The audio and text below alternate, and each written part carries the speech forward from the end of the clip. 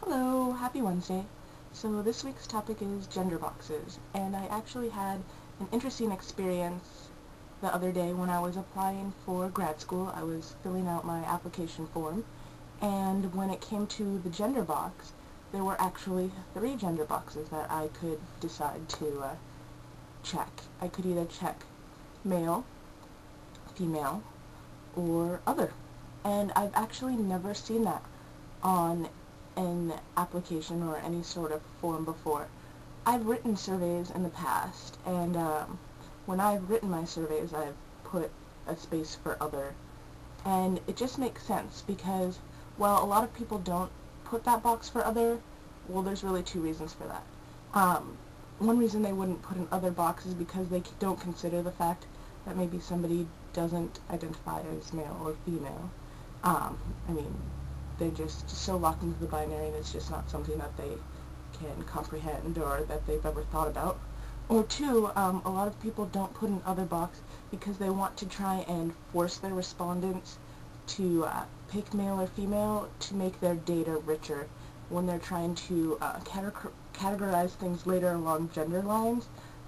They need that data. However, it's really silly to do because people are going to, if people don't like the gender question, they're going to skip it or click both boxes, and both of those can corrupt your data.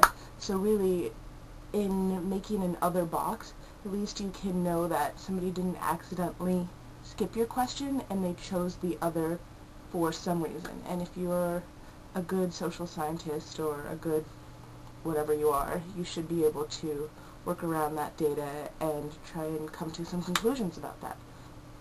So that was sort of a tangent, but it's kind of interesting, right? So anyway, what did I do? What box did I click?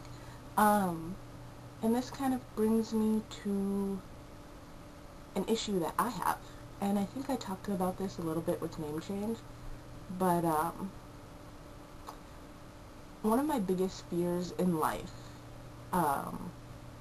being a genderqueer person, is that my career path will be, is that I will not be hired into the positions that I want to be hired into because of people's bigotry or confusion about my gender.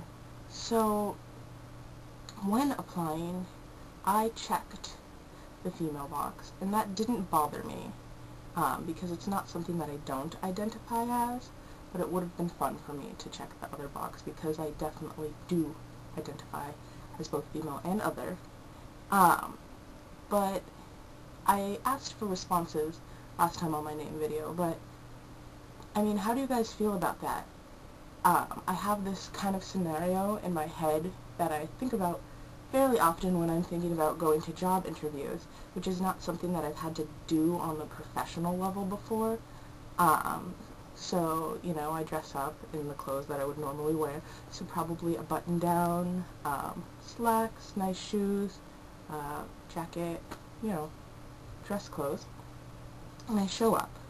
I've changed my name, and people who are interviewing me are insanely confused and are so uncomfortable that they can't see through that to my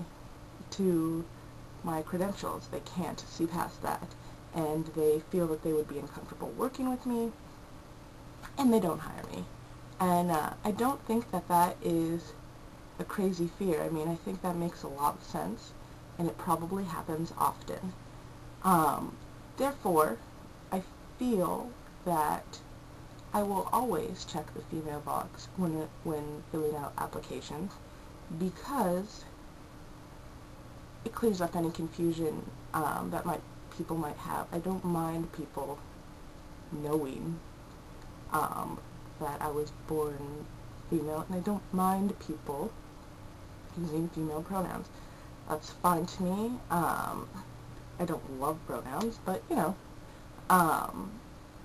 So yeah, those are my thoughts on gender boxes. I click female, and I do it to protect myself.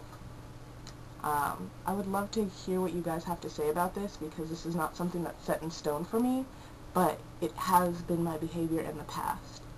So yeah, let me know what you think. Have a nice one, guys.